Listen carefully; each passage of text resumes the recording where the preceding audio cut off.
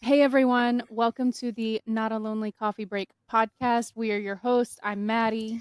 And I'm Megan. We're a podcast about coffee and work, but make it queer. Oh my gosh, Megan, Yes. I'm feeling a lot of different emotions about this episode. I'm really excited because we have a lot of things to talk about, Mm-hmm. but I'm also kind of like, oh my gosh, I don't even know where to start because there's so much to talk about. Well, we're gonna have to figure it out, okay?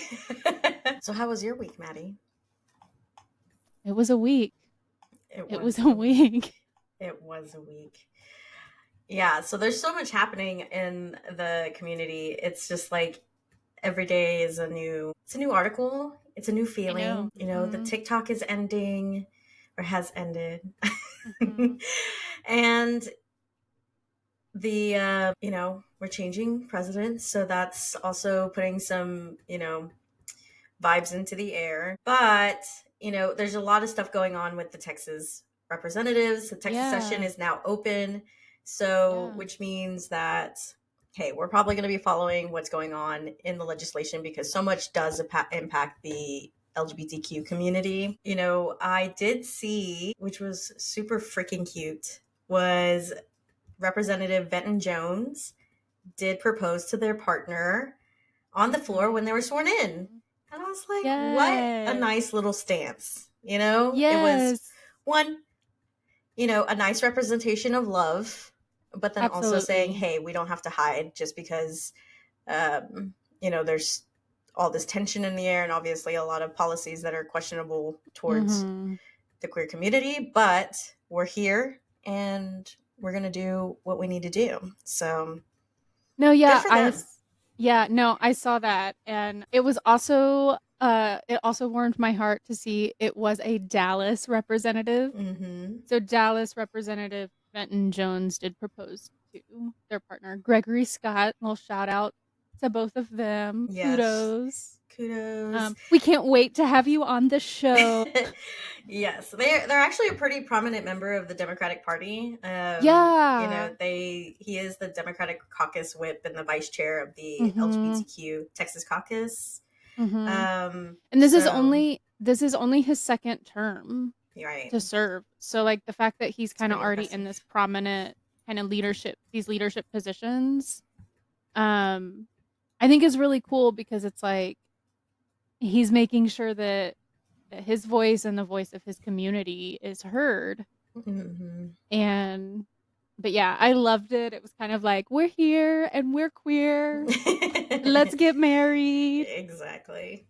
Yeah. Um, but then another interesting thing happened in the Texas House, sort of kickoff as we kicked off our session. We had Representative Dustin Burrows, a Mm-hmm. Republican out of Lubbock, who won the battle for Speaker of the House. And I know it's kind of like, well, are we really okay with that? Right. But, I was talking about it with my wife earlier, and I was kind of like, we kind of have to take small wins. Yeah. And this was an example of where sort of the Democratic group in the House in the Texas House came together with some of the Republicans who are pro Dustin Burrows and said, "Hey, this is who we want as our leader." Mm-hmm. Because he seems to be willing to talk to that he wants to maybe even talk to people across the aisle and Right. at least He's listen to moderate. us. And so that was, I don't know, I think it was a small little win. Yeah, it definitely blew some of the GOP, plans out of the water. Yeah, because he They was were not the not happy. choice. They He were was not not the happy. choice. So it was a Which, shocker. yeah, so it'll make it pretty interesting. It makes it feel like, okay, maybe there'll be some, like you said, discussions across the aisle, and it won't Hmm. be so. There will at least be some discussion and battle to be Yeah. had, Hmm. right? And it's not going to just be like loss after loss after loss. Fingers I crossed, feel knocking like on it wood. gives, I don't know. Yeah. We don't know for sure. We're just staying hopeful and Yes. we're hoping that this means there will at least be some conversations and considerations whenever things are being discussed that might be a little bit more inclusive to all people in our state, Right. to make decisions that are appropriate for Mm-hmm. all interested parties. So it'll be interesting. But yeah, so working together with people that might be different than you.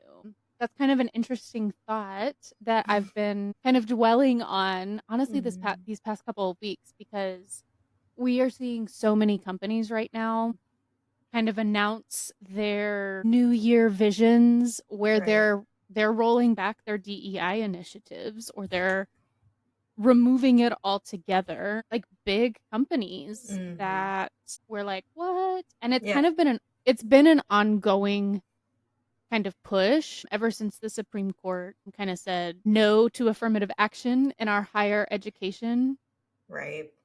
areas. That's where we started to see it, but it's been blooming more regularly, I think.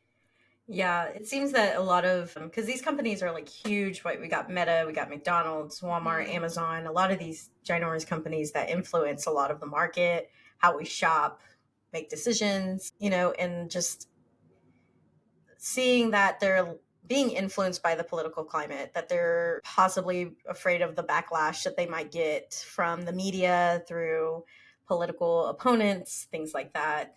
Who knows? Got to follow the money. So, wherever that may Mhm. lead. But are we making, business decisions based on the political climate? Are we making business decisions based on the economy through the market? Mhm. And what does that mean for workers internally? You know, Mhm. um, just like what are their values? Are the workers getting stressed out because of this? Is this going to impact how they lead in their companies, how they make decisions is really my biggest thing, right? It's all about making decisions and how that may impact Mhm. other people. Yeah, I think, it's hard not to think about, like, is it just because of the political climate? Um because it's all happening at the same time. Um and so I do find it a little suspicious that a lot of these companies, for whatever reason, have decided that 2025 is the year that, we're going to scale back our DEI Mm-hmm. initiatives, or that they have quote unquote achieved their goals of meeting their DEI, initiatives that they previously had outlined. And I am referring to a one of them at least. So I was actually reading a little bit about the McDonald's announcement, Mm-hmm. and it does kind of read as like, yay us, look at all these wonderful things that we have achieved since implementing these DEI initiatives. So therefore, we're no longer going to do these things. Like they're going to get rid of their like internal survey things. They're going to do XYZ. They're getting rid of stuff because Right. in their eyes we've met that goal. But it's, I don't know, for me it's kind of like, okay, yeah, that's great that achieved the sort of HRC top rating for your DEI, but that doesn't mean you have to stop.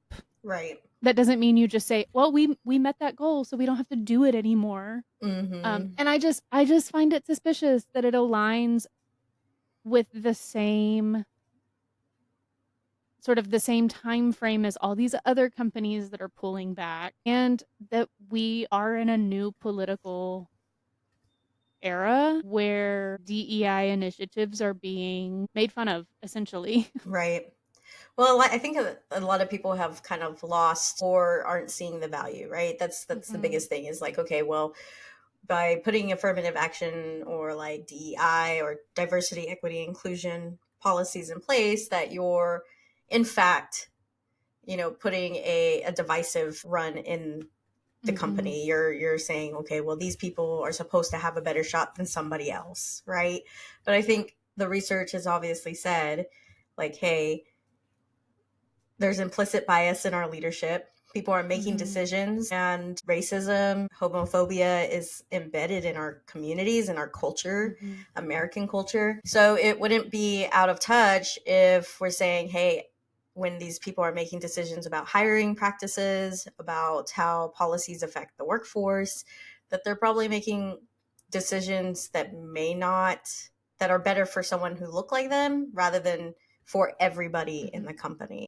So when we're looking at diversity, equity, inclusion policies, we're looking at, implicit bias. So like our subconscious decision making based on our own learning. And me coming from like my own personal background, I'm just saying, hey, I've come from a conservative background that I've actually, I do take steps to make sure that I'm not making decisions that will negatively affect somebody else who doesn't look like me or who may have different beliefs than me. Because those things are just embedded, right? You're learned through culture. We're kids, we soak things up, and some of those things can be hurtful to others. So, I think that there's just a lot that are going to be overlooked, especially in higher education, right? So, well, I think it's kind of like we somewhere, and I'm saying we just as like a collective people in power. It's like they've lost sight of what DEI even is, or they never believed in it to begin with. And they see it more as like oh, this was us meeting a quota to say that we did it. And now that the Supreme Court says that we can't do that, we don't have to meet that quota anymore. And just like you said, it opens the door by not having those sort of safeguards in place. It opens the door for anti DEI practices and discrimination because, again, it's people who are currently in power or hold positions of leadership deciding who is qualified for certain positions. Right. And if you say, well, so and so isn't qualified for that position because, they're a woman, or possibly their age, or the color of their skin, or because of who they sleep with, or whatever. And so it's just opening a can of worms that honestly I'm not interested in. No. I don't like worms. They're gross. But yeah, and it's just like, okay, we've been taking steps forward to really master, creating a diverse workforce. We're seeing the implications, we're seeing the positive effects. And if we're not taking a conscious decision to do better for the economy, for your marketing, for your workforce, it's going to get lazy. I mean, if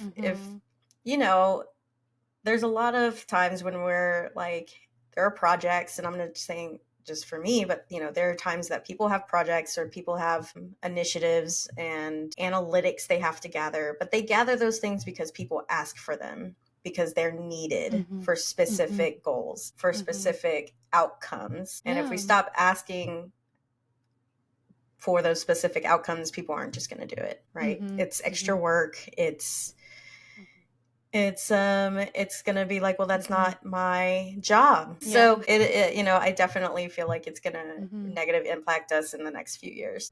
Well, and I think something too that I think is interesting, and this is my perspective. Okay, so first let's back up, right? The purpose of DEI, again, was not to like tell people, oh, you have to hire or, accept into your university this amount of people who are XYZ.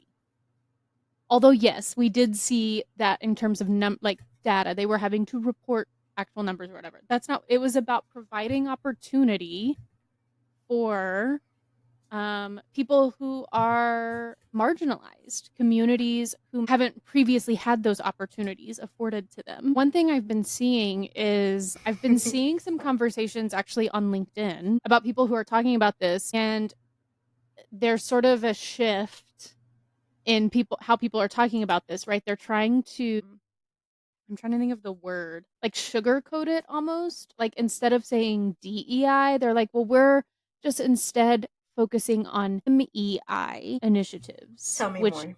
Which is, so MEI stands for Merit Excellence Intelligence.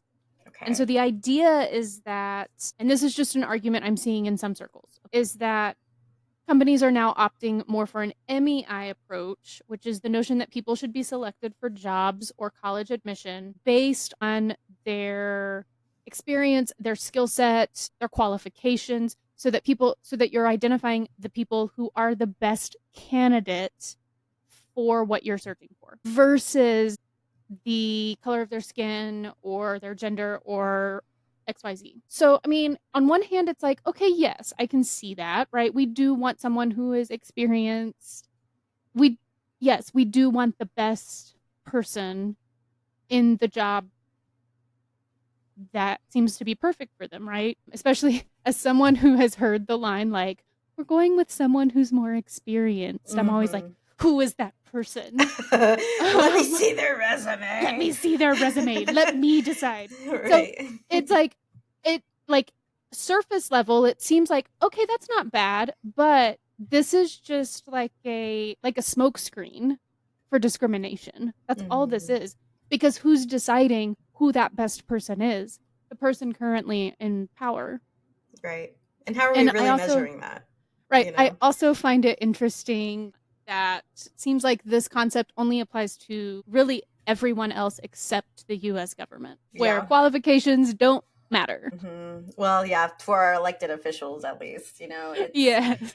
I'm like, where I want to see your merit rating, please. Right? What so that's I just kind of been something I've been following on LinkedIn is people who are kind of talking about this MEI argument mhm. and some of the obviously negative side of this initiative that's being floated around. Yeah, and I think that the reason one, the DEI practices were such a huge push was because there was so much research backed into it, right? Mhm. There was Mhm. so much research, there was so much outcry for the discrimination amongst like disenfranchised communities that they're not getting hired, that they're not getting the ability to go to the colleges that they want to go to because Mhm. they didn't grow up in an area that possibly doesn't have opportunities for their high school students or possibly doesn't have opportunities for our for those that are trying to get into a what to STEM programs may have Right. not had those opportunities because they don't have the AP classes or the pre-AP classes and so forth. Mhm. So it's like in a lot of those communities, which is not a secret, are communities of color, Mhm. are part of the queer community. So are we just, it's just going to fall into the same loop. I'm just making a prediction. So really, where can we go from here? The Human Rights Campaign found that 3/4 of the LGBTQ community says like, hey, if you're going to roll back on initiatives, we don't want to like participate with you, right? And like, there's just so many different things going on in this research that's like, are you listening to the marketing? Mhm. Are we really Mhm. making this a marketing bottom line decision, or are we doing this because we're influenced? So I'm a little salty about that because why do you get to Well, have no, that I standard think and I I don't? think no, you're right because we do have a lot of data that says people look for workplaces that have sort of that positive culture and that rich and diverse dynamic workforce, right? So I know when you and I were kind of gathering just some of that data, we did find the HRC Mm-hmm. survey, and then we also found from the 2024 Edelman Trust Barometer that they found that 60% of people say an inclusive work culture with a well supported diversity program is critical to attracting and retaining people as employees. So, like, people are looking for workplaces that are going to be respectful to who they are as a person, Yeah, and provide them opportunities for growth. I think that's also the key in this is that, like, they're wanting to move beyond some of those entry level positions, right? We are wanting opportunities to grow, to be CEOs, to be a director, to be at the table making the decisions. We don't just want to be the receptionist that answers the call or whatever it is. Um, exactly. so yeah, lots of it's interesting because it ties back, I think, into that initial thought that you had was like, is it because of political pressures or do they have data that's telling Mm-hmm. them their consumer will still buy their products Right. or use their Or products? you'll retain the employees like you have in the Yeah. past 4 years. Mm-hmm. So, with that being said, right, we're going to have companies that are going to roll back. We have if large companies are not making the initiative, it is left to medium, small business to make those decisions, but also internally those leaders. So even though your company is rolling back on those decisions, that they're not going to participate in researching or in surveying and implementing policies for equity, but that doesn't mean you have to stop. Right? I think that we can still look for leaders that are taking those efforts, and still looking to diversify their community or their workforce. And what does that look like? How do I make those decisions? How do I get rid of that implicit bias? Do I have implicit bias? Do I even know what that means? Because it is a conscious like work ethic that you have to apply to yourself. It's not something that you just like take a 30-minute course for and you're like, well, I guess that's it. I have no So more implicit bias. and I so have I a think, certificate. honestly, when I did a lot of DEI work when it started becoming more popular in the workspace, Mm-hmm. and a lot of it was like, hey, we just need to come out and say, yeah, I'm a little racist. Like that's really what it came down to. Is like you have to admit and you have to get Mm-hmm. rid of this fear of, am I a racist? Right? Am I a homophobic? Am Mm-hmm. I Transphobic. transphobic? Am I a Mm-hmm. misogynist? There's all these like things that are Mm-hmm. hateful words and labels, but then you have to really understand, okay, am I making decisions? Am I afraid of certain groups because I'm afraid of how they're going to treat me? Right. And you really have to take that into account. Well, how long has this been happening? And is it something that I've been making decisions on? Is it something that my family's been making decisions on, Mm-hmm. or my friends, things like that? So it really comes down to, and it's a very uncomfortable subject. I've been in training and courses where people are Mm-hmm. literally sobbing because they're finding out Mm-hmm. like, holy moly, like this has been going on my entire life. And I'm in my 40s, I'm in my 50s, and I'm just now seeing that this is impacting my entire worldview. Right. So it's a very Mm-hmm. uncomfortable conversation. I can guarantee that's why a lot of people don't want to talk about it. There's a lot of people that don't want to Mm-hmm. take those initiatives because it is Well, and super uncomfortable. I think yes, I think that's a big part. But I also think there's this because I mean I've talked to people even in my family that really struggle with this. And I think because no one wants to admit that they maybe said something that was racist Mm-hmm. or they did something that was homophobic or transphobic. But I do think, it is important to say like, okay, implicit bias, we all have it. Yeah. The person who says, I have no bias, you're lying Or because we're we all really need to figure it human. out. Mm-hmm. Like, we're all human, but I think being able to take a step back and acknowledge, like, you know what, this is an area that I have made some missteps in, but I'm willing to continue engaging in conversations with people so that I can hopefully do better in the future. And at least be able to, like, if I do mess up again, be able to say, like, you're right. I shouldn't have said that or I shouldn't have done that. Mm-hmm. I'm sorry. Right. And that's hard for people to acknowledge, I think, is that they are human. They do say sometimes some problematic things. And so it's hard owning that side of the messy side, I think, of Yeah. ourselves sometimes. Yeah. It's a dense topic. And I think a lot of Mm-hmm. people don't like talking about it. Right. They don't Mm-hmm. like saying that, they don't like saying that they made a wrong decision. They've hurt somebody Mm-hmm. unknowingly. Nobody wants to say that. But we can all take steps. We're all adults. Hopefully everybody listening to this Yeah. podcast So is an what are adult. some things? Yeah. Hopefully you're a grown up. What are some things though that maybe I know that you have done some work in spaces where this is what we're talking about and we're identifying things we can do. So what are some things that individuals can do or even maybe someone who is kind of looking for a job, questions that they could consider as they are trying to find someone who is going to have a more sort of DEI centered workplace. Right. No, I really think, okay, so there's two parts to that. So for on the individual level, like I was saying before, I think that if your place of work isn't going to support or they're not going to pay for specific trainings, you can find someone locally who is, uh, you know, can work with you, can find you affordable trainings that are meant for your profession.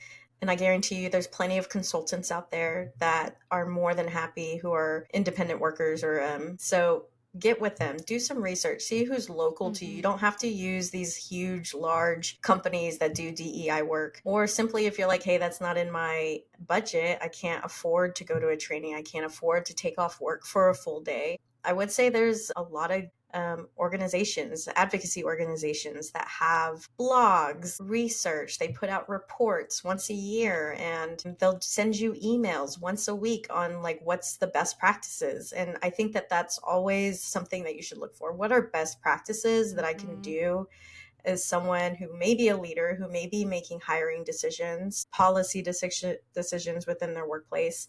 Sign up for those emails, read one once a week, and just kind of keep up with the work that's being done. Because it's not, even though those policies are not being implemented anymore, the research is still going to be done. The research has been done for decades. It's just that we're just now listening to it, right? Right. Yeah.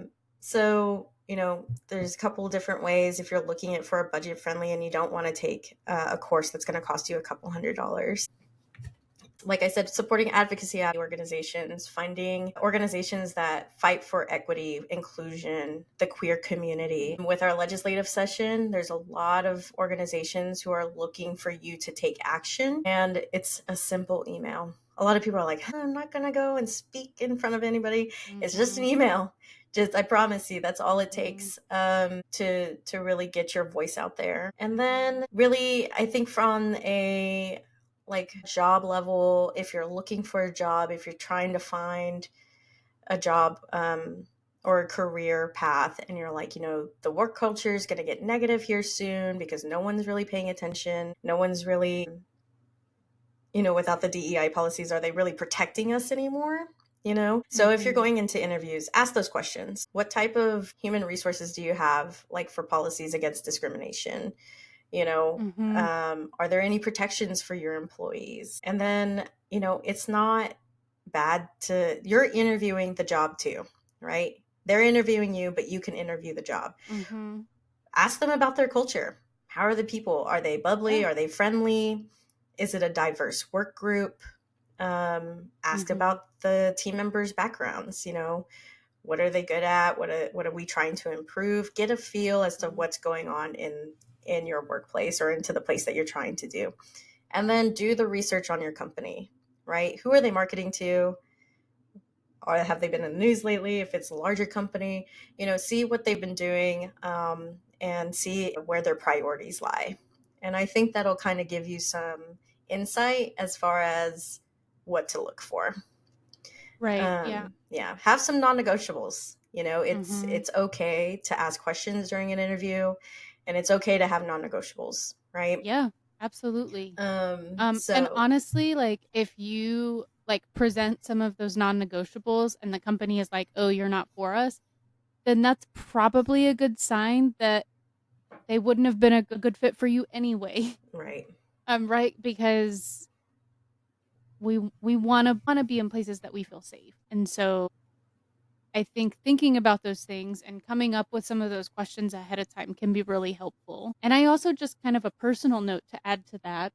One thing that I know has been really helpful for me as I've continued to grow and sometimes address some hard things in myself is even like finding people in my life, like friends or coworkers who sometimes are willing to have those tough conversations with me and let me sometimes ask hard questions so that I have a better understanding. And that may not be the case for everyone, but I know that's been something that has I've always valued for my own learning is just talking with people. And I'm a social worker, so I like talking to people.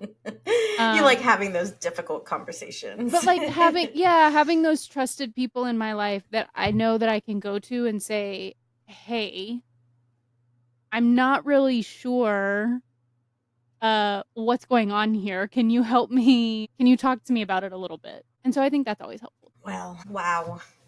What a conversation. I know. I'm Lots of like, stuff. Lots of stuff. it makes me, I'm like, I've already been working all day, but now I'm just like, do I need to work some more? Like, what other fire do I need to put I've out? yeah, I was kind of like I was like sitting on this kind of all day as I was putting together the show, kind of organizing it into some collective thoughts for us because it was a lot of just here's this, here's this, here's this. So as I was kind of gathering my thoughts around it, I was like, this is just so much. It is a lot. Yeah, yeah. I hope to hopefully we can bring on some speakers or guests, that Mm-hmm. work on the topic, that research the topic. So stay tuned for that because there's always work to be done. There's always work to be done. And the Mm-hmm. moment that we pretend that there's no work to be done, we're going backwards in time. So we just got to keep moving forward. We got to keep progressing. And honestly, it does start with the individual. It all starts with us, right? Mm-hmm. Yeah.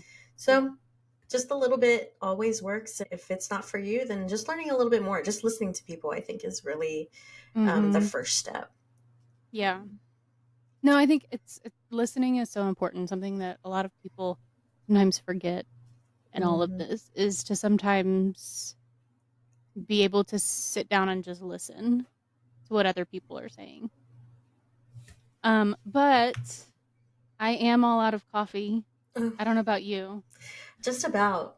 I'm coffeeed out. Um, but I do. So I did. Before we wrap up, even though that is our cue to wrap up, moving into sort of our closing segment, I do want to acknowledge, Meta is in the news for a lot of what we talked about today. Mark Zuckerberg has decided to sort of start removing a lot of the DEI protections, even in what people post on the various platforms that are Meta platforms. And so I even have been reflecting a little bit of, what does that mean for our show? Right. Because we do use these platforms to connect with you all. And so currently, you can still find Megan and I and the show on Instagram, as well as Threads, which is also a Meta platform. Currently, you can still find us there. Megan and I will probably be having sort of ongoing conversations to determine if there are other social media platforms that we would like to explore. But in the meantime, please still connect with us. If you are choosing to stay on Meta platforms, grow your community into what you want it to be, and hopefully we are part of that community. But please know that we will be doing our part behind the scenes of identifying, the appropriate platforms that we feel, fit our show and fit the direction that we want to go in on the socials. But yeah. Can I make an announcement? Oh my gosh, Is it yes. your birthday tomorrow? Oh my gosh.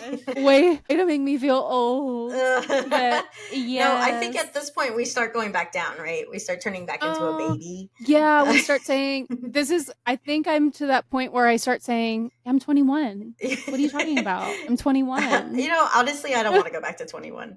24, 25, I Maybe, think we're yeah. okay. Yeah, 24, 21 25. was a bit messy, I'm not going to lie. I just, yeah, yeah. But, Um, but it is my well, birthday happy tomorrow. birthday. Birthdays, Happy birthday. birthday. Happy birthday to you. Thank you, thank you, thank you. Yes, it is my birthday. I will be celebrating by, you guessed it, working. Working. Oh, man. Yeah, working late because I teach a class late at night. Nice. So I'll probably celebrate my birthday on the weekend. Okay, okay. Weekend's better. Weekend's good. Yeah, If you're doing yeah. anything, call me. Of course. We will have to find some time to hang out soon for sure Deal. because it's been too long since we've seen each other in person. Yeah, yeah. This. So let's change that. Yes, we will. We will. We shall. Um, but for real, I am all out of coffee.